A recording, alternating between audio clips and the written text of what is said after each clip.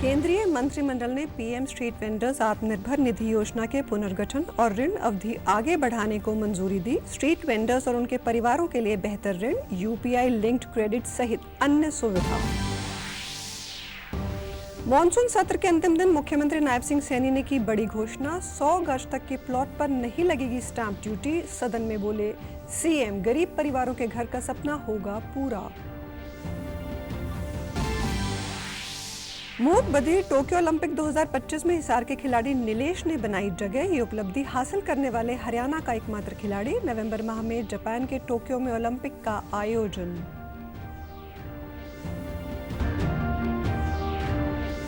देश भर में पूरे उत्साह और उमंग के साथ आज से शुरू हुआ श्री गणेश चतुर्थी का पर्व। अगले 10 दिन तक नगर कीर्तन, सत्संग, जागरण तथा भंडारे का होगा आयोजन। मंदिरों में भी श्रद्धालुओं की भीड़।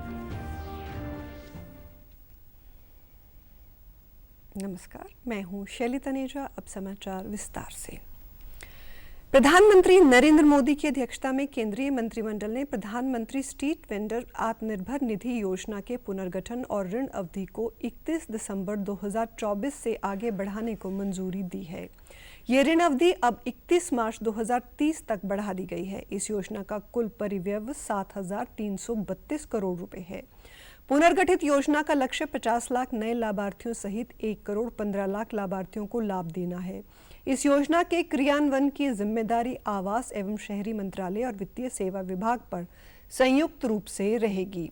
इसमें डीएफएस की भूमिका बैंकों, वित्तीय संस्थानों और उनके जमीनी स्तर के अधिकारियों के माध्यम से ऋण क्रेडिट कार्ड तक पहुंच को सुविधाजनक बनाने की रहेगी। पुनर्गठित योजना की प्रमुख विशेषताओं में पहली और दूसरी किश्त में बढ़ी हुई ऋण राशि, दूसरी ऋण चुकाने वाले लाभार्थियों के लिए यूपीआई लिंक्ड रुपए क्रेडिट कार्ड का प्रावधान और खुदरा एवं थोक लेन देन के लिए डिजिटल कैशबैक प्रोत्साहन शामिल है।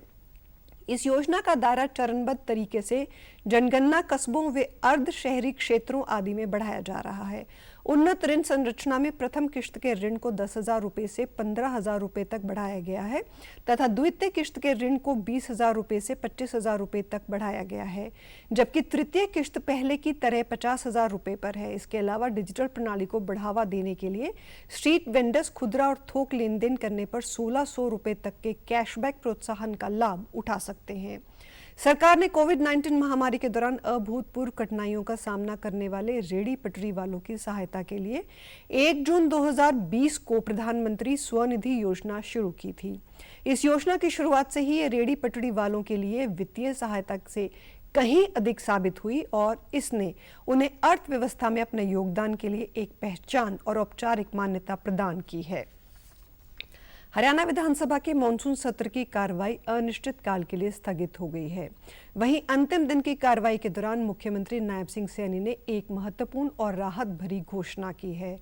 उन्होंने बताया कि अब प्रधानमंत्री आवास योजना, मुख्यमंत्री शहरी आवास योजना, मुख्यमंत्री ग्रामीण आवास योजना और 100 गज तक के रिहायशी प्लॉट पर स्टैंप ड्यूटी पूरी तरह से समाप्त कर दी गई है। मुख्यमंत्री ने सदन में कहा कि ये निर्णय प्रदेश के गरीब, निम्न एवं मध्यम वर्गीय परिवारों को आर्थिक राहत देने और उन्हें अपने सपनों का घर आसानी से उपलब्ध कराने के उद्देश्य से लिया गया है।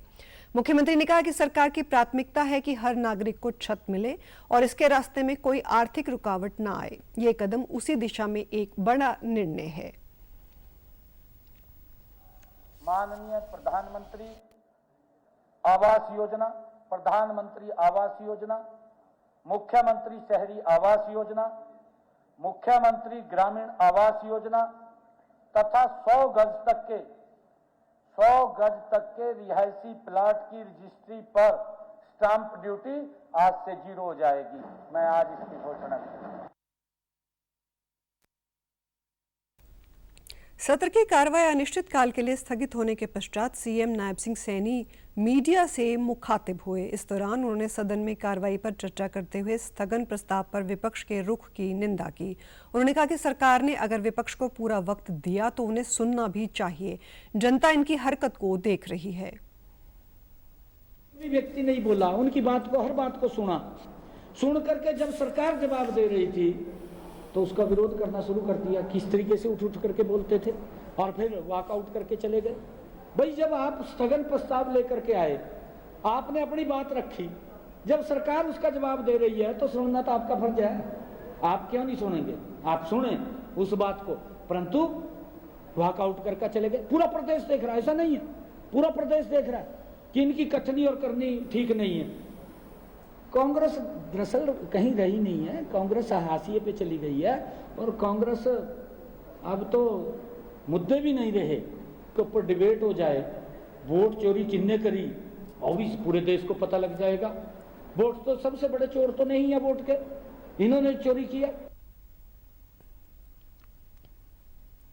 मुख्यमंत्री नायब सिंह सैनी ने विधानसभा में दूसरे दिन की कार्रवाई के दौरान विपक्ष द्वारा प्रदेश की कानून व्यवस्था को लेकर लाए गए स्थगन प्रस्ताव पर वक्तव्य देते हुए स्पष्ट किया कि प्रदेश सरकार अपराधों के प्रति जीरो टॉलरेंस की नीति पर कार्य कर रही है। इस नीति की घोषणा उन्होंने 18 अक्टूबर 2024 को प्रथम मंत्रिमंडल बैठक के बाद ही कर दी थी। उस समय मुख्यमंत्री के रूप में उन्होंने साफ शब्दों में चेतावनी दी थी कि अपराधी या तो अपना रास्ता बदल लें, अन्यथा सरकार उन्हें सुधरने के लिए बाध्य करेगी। उन्होंने कहा कि उनकी स्पष्ट चेतावनी का ही परिणाम है कि आज हरियाणा में प्रमुख अपराधों की संख्या और दर दोनों में लगातार गिरावट दर्ज की जा रही है। क्या होता था, कैसे कैसे होता था? पुलिस थाना रोहतक एक महिला का 5 पुलिस कर्मियों ने थाने के अंदर ही बलात्कार कर दिया, जहां के मुख्यमंत्री थे। 40 दिन तक वह महिला अपनी शिकायत लेकर के दर दफ्तरों के चक्कर काटती रही। उसकी व्यथा न तो किसी पुलिस वाले ने सुनी और न किसी MP MLA ने सुनी। मेरे प्यारे हरियाणा में अपराधी की हैसियत नहीं, कानून की हुकूमत चलती है। माननीय कि मेरी इस चेतावनी का असर कि प्रदेश के प्रमुख अपराधों की संख्या में व दर दोनों में निरंतर गिरावट दर्ज है। विपक्ष पर बेटी बचाओ बेटी पढ़ाओ की तख्तियां लेकर जनता को गुमराह करने का आरोप लगाते हुए मुख्यमंत्री ने कहा कि कांग्रेस शासनकाल 2004 से 2014 में बलात्कार की घटनाएं 3 गुना बढ़ी। वर्ष 2004 में ऐसे 386 मामले दर्ज हुए थे, जो 2014 में बढ़कर 1174 तक पहुंच गए। इस दौरान उन्होंने विपक्ष को असंवेदनशील भी बताया। बेटियों के लिए अपने कार्यकाल में क्या किया है? जब वर्ष 2014 में हरियाणा प्रदेश की जनता ने कांग्रेस को बाहर किया, उस समय बेटियों की संख्या 871 थी। प्रदेश पर कन्या भ्रूण हत्या का कलंक लगा हुआ था। मैं बताना चाहूंगा, हमने इस कलंक को धोने का काम किया है हमारी सरकार ने। मुख्यमंत्री ने कहा कि कानून व्यवस्था को और मजबूत बनाने के लिए सभी को सामूहिक प्रयास करना चाहिए। उन्होंने चिंता जताई कि सोशल मीडिया के कुछ वर्ग अपराधियों और गैंगस्टरों का महिमा मंडन करते हैं, जिससे युवाओं में उनकी छवि नायक जैसी बनती है। ये प्रवृत्ति न केवल समाज की सांस्कृतिक और नैतिक नींव को कमजोर करती है, बल्कि पुलिस बल की मेहनत को भी आघात पहुंचाती है। मीडिया को अपराधियों और गैंगस्टरों के किसी भी प्रकार के महिमा मंडन करने से परहेज करना चाहिए। उनके नाम व फोटो ना छापें। हमारी सरकार की जिम्मेवारी है। मैं फ्लोर ऑफ द हाउस आज विधानसभा के सत्र के ऊपर कह रहा हूं और उससे पूरा करने में मैं कभी पीछे नहीं हटूंगा। वैसे तो हमारे मंत्री जी ने, महिपाल जी ने बताया कि कैसे हमने केवल 1 जनवरी 2024 से लेकर आज तक हरियाणा पुलिस ने 110 मुठभेड़ें की हैं। 110 13 जघन्य अपराधियों को मार गिराया है, 157 अपराधी घायल हुए हैं। ये पूरा महिपाल जी ने अपने वक्तव्य के अंदर बताया है। हरियाणा सत्र के दौरान प्रतिक्रिया देते हुए मुख्यमंत्री ने बताया कि जब विपक्ष के लोगों ने गरीब व्यक्ति के BPL कार्ड नहीं बनाने बारे हल्ला किया, तो प्रदेश सरकार ने स्वतः सत्यापन के लिए पोर्टल खोला, जिसके माध्यम से कोई भी परिवार अपनी आय का विवरण पोर्टल पर स्वयं दर्ज कर सकता था, ताकि उन्हें BPL कार्ड से जुड़ी योजनाओं और लाभों का फायदा समय पर मिल सके। उन्होंने स्पष्ट किया कि BPL कार्ड आय का मामला ऑटोमेटिक पोर्टल से जुड़ा हुआ है। पोर्टल पर दर्ज डाटा को संबंधित अधिकारी वेरीफाई करते हैं और यदि किसी की आय अधिक पाई जाती है तो कार्ड स्वतः ही कैंसिल हो जाता है। इस पूरी प्रक्रिया का उद्देश्य पारदर्शिता बनाए रखना और वास्तविक पात्र परिवारों तक लाभ पहुंचाना है। यही वो लोग थे जी, माननीय अध्यक्ष जी, यहाँ खड़े होकर के कितना हल्ला हो कर रहा, कहा गरीब व्यक्ति का कार्ड नहीं बन रहा।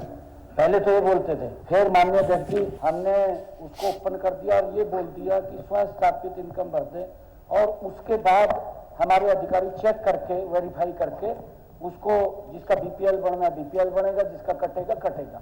यही मेरी स्टेटमेंट थी, परंतु इन्होंने कहा इतने कैसे बन गए। ये ऑटोमेटिक पोर्टल में इनकम के साथ जुड़ा हुआ है। हमने जो वेरीफाई किया, हमारे अधिकारी वेरीफाई कर रहे हैं, तो उसकी माननीय अध्यक्ष जी इनकम कम वो ज्यादा आ जाती है, ज्यादा आती है तो ऑटोमेटिक कट जाता है।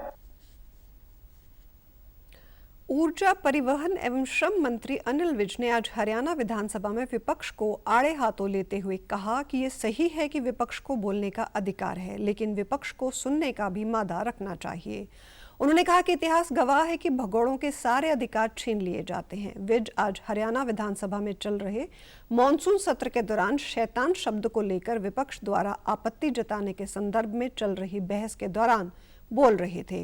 उन्होंने कहा विपक्ष को सुनने का भी मादा रखना चाहिए, जबकि विपक्ष चला गया।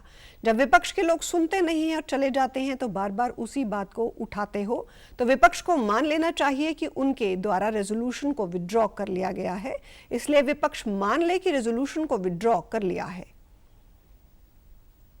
विपक्ष को बोलने का अधिकार है, लेकिन विपक्ष को सुनने का भी मादा रखना चाहिए। आप तो भाग्य और इतिहास गवाह है कि भगोड़ों के सब अधिकार छीन लिए जाते हैं, इतिहास गवाह है। तो सुना करो ना, फिर सुनना चाहिए। जब आप सुनते ही नहीं, उठ के भाग जाते हो और फिर आगे आप उसी बात को शुरू करते हो।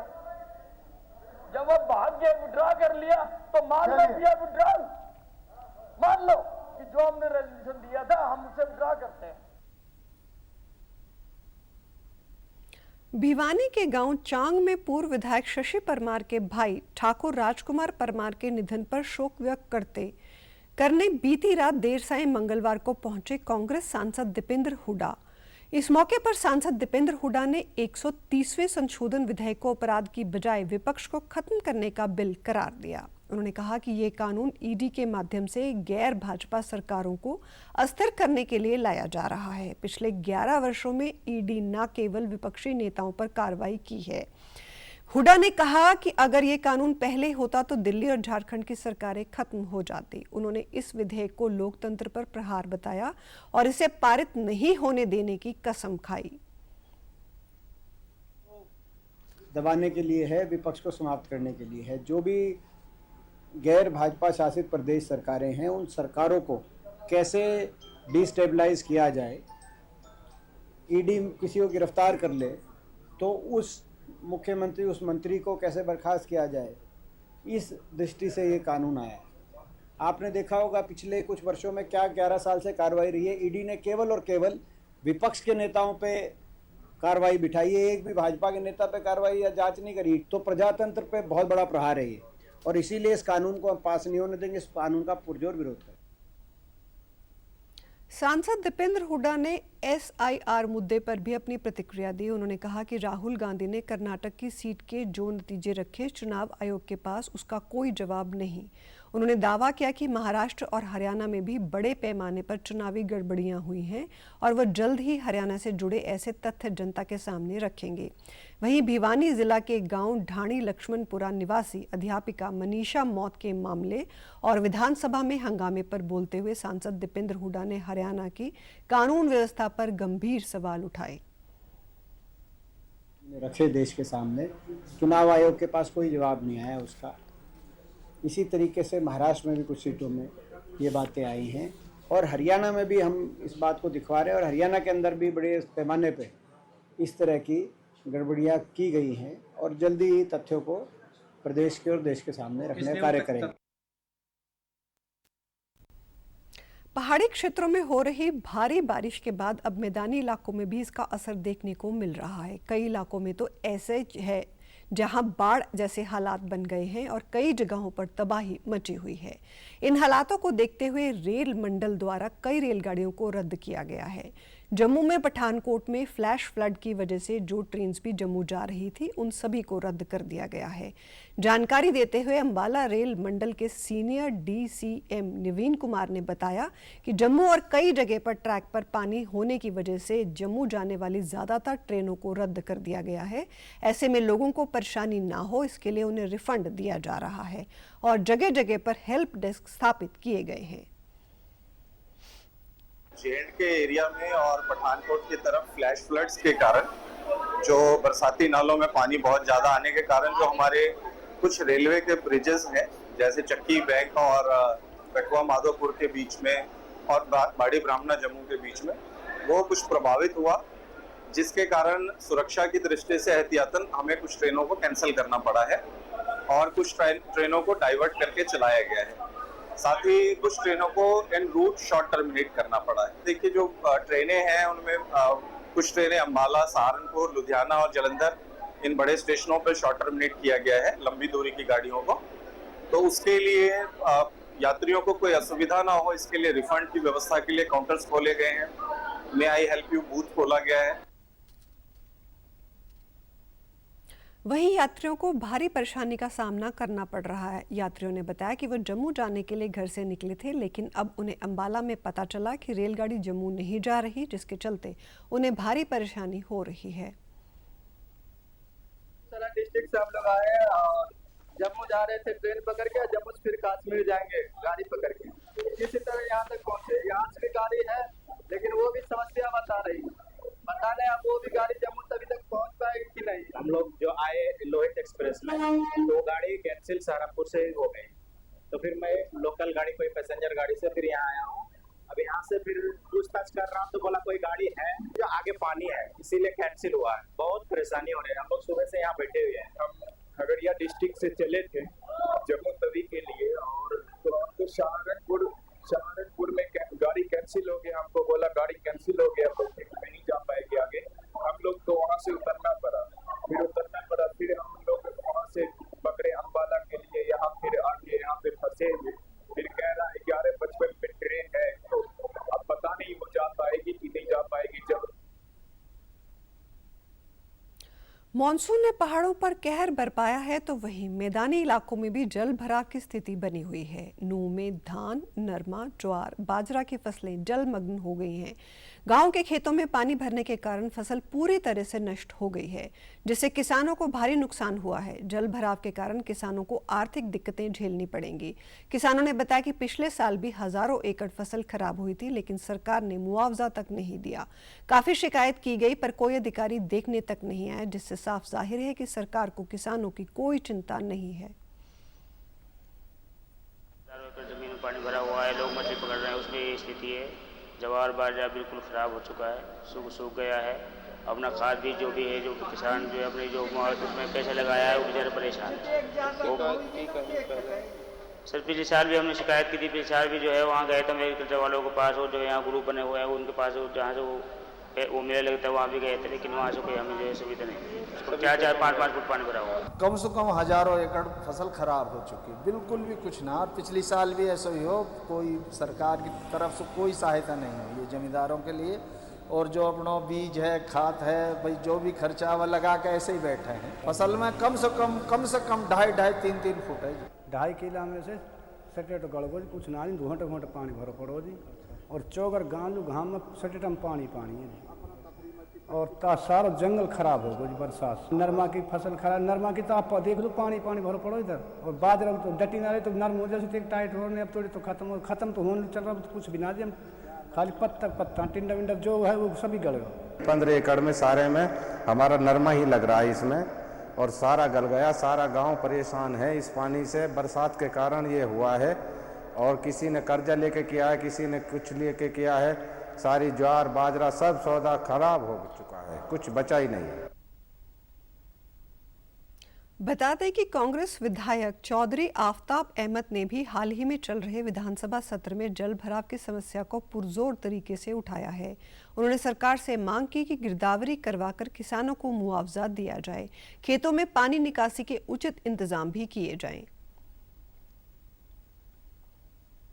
भारी बारिश के बावजूद हर साल की तरह इस बार भी गणेश चतुर्थी के अवसर पर कैबिनेट मंत्री विपुल गोयल के द्वारा फरीदाबाद के सेक्टर 12 स्थित एक बैंक्वेट हॉल में 3 दिवसीय भव्य गणपति उत्सव का आयोजन किया जा रहा है, जिसमें महाराष्ट्र के कलाकार विशेष रूप से शिरकत कर रहे हैं।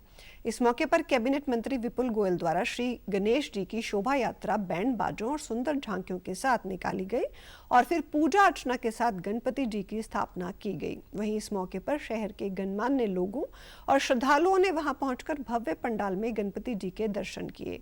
आपको बता दें कि वर्ष 2016 से विपुल गोयल द्वारा हर साल 3 दिवसीय गणपति उत्सव मनाया जाता है और आज गणपति स्थापना के बाद हर रोज भव्य कार्यक्रमों का आयोजन होगा।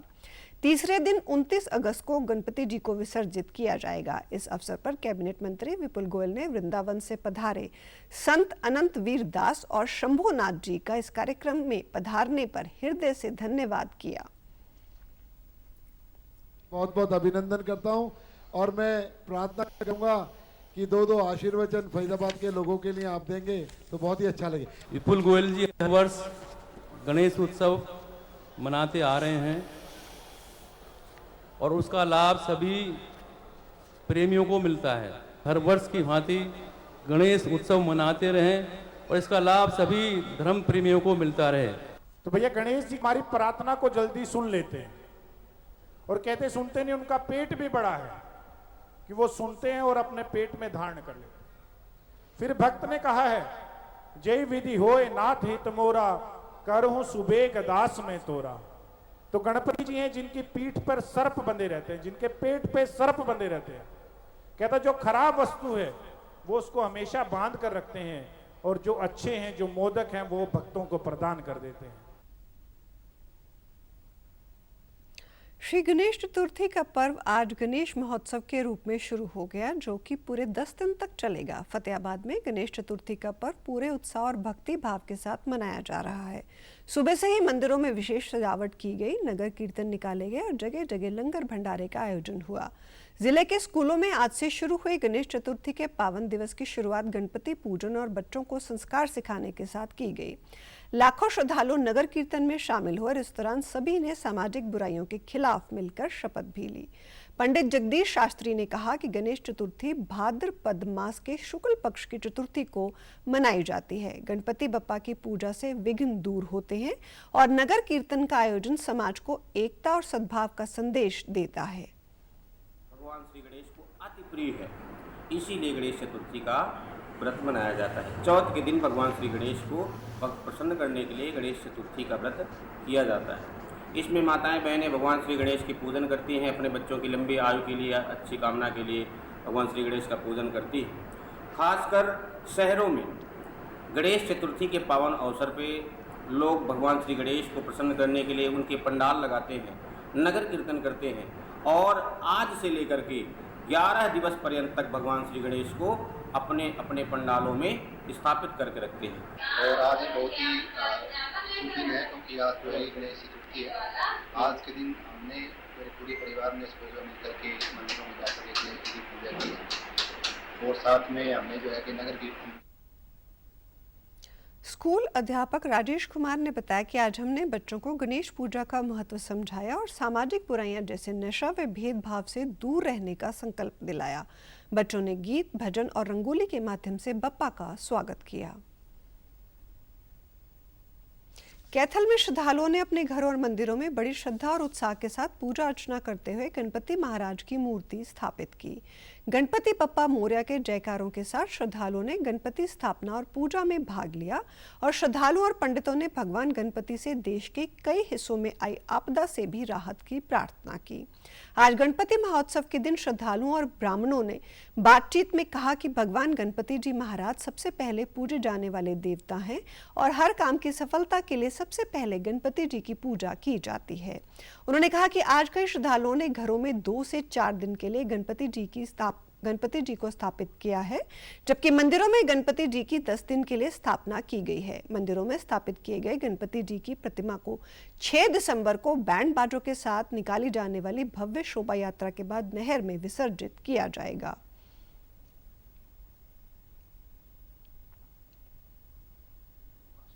पूरा सनातन धर्म, जहां तक भी सनातन धर्मी जो लोग हैं अपने घरों में भगवान गणेश जी को विराजमान करते हैं और नित्य प्रति चतुर्थी से लेके और चतुर्दशी तक रोज सुबह शाम भगवान की पूजा करके, आरती करके और भगवान को भोग लगा करके भगवान से प्रार्थना करते हैं कि हमारे जीवन के विघ्नों को दूर करना।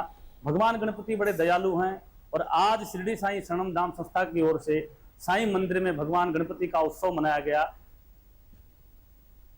नशा मुक्त हरियाणा अभियान के तहत फतेहाबाद में पुलिस ने बड़ी कार्रवाई को अंजाम दिया है। जिले में सक्रिय 5 कुख्यात नशा तस्करों की करोड़ों रुपए की अवैध संपत्तियां जब्त कर ली गई हैं, जिनमें ट्रैक्टर, लग्जरी गाड़ियां, ज्वेलरी, नकदी और आलीशान मकान तक शामिल हैं। पुलिस अधीक्षक सिद्धांत जैन ने जानकारी देते हुए बताया कि यह कार्रवाई NDPS एक्ट की धारा 68F के तहत की गई है। पूरी रिपोर्ट सक्षम प्राधिकारी को सौंप दी गई है।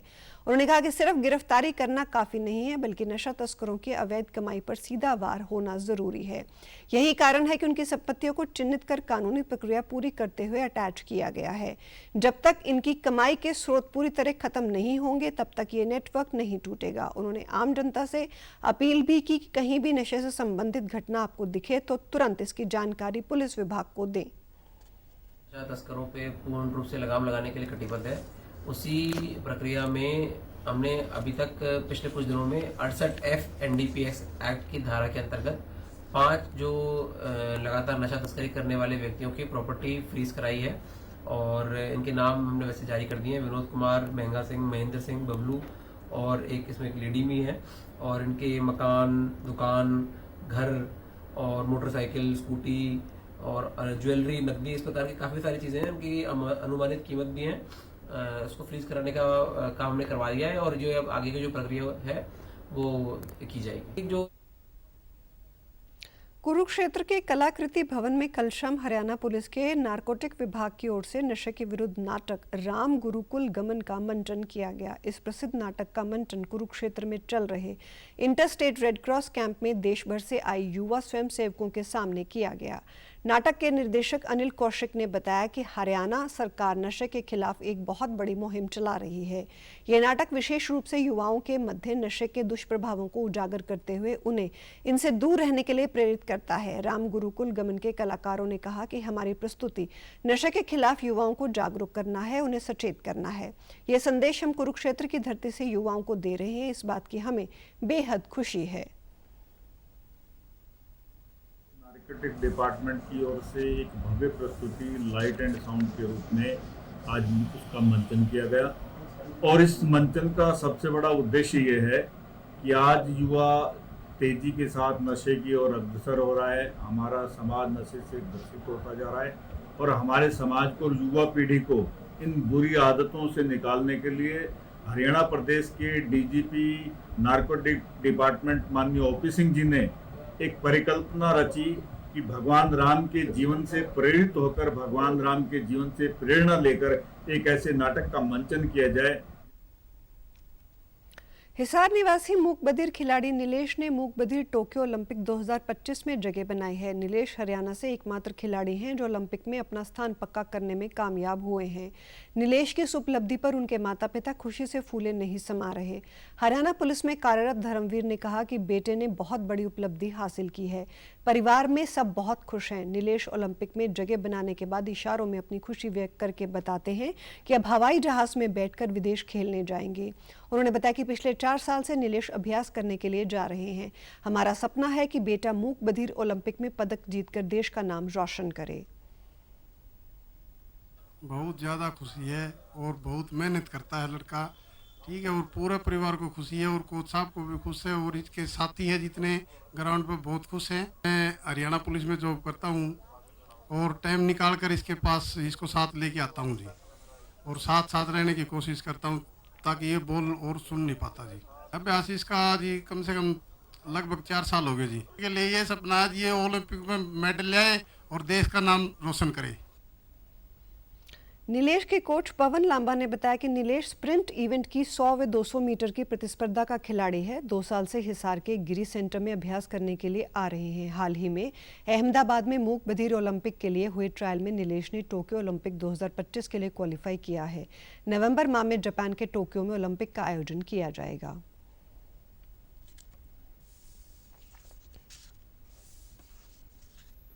साल पहले ट्रेनिंग करने आया था और ये स्प्रिंट इवेंट्स करता है 100 और 200 मीटर।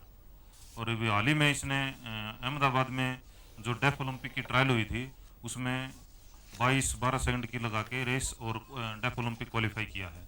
और ये हरियाणा से तो काफ़ी बच्चे थे पर क्वालिफाई करने वाला हरियाणा का एक मात्र प्लेयर है। समाचारों में आज इतना ही। नमस्कार।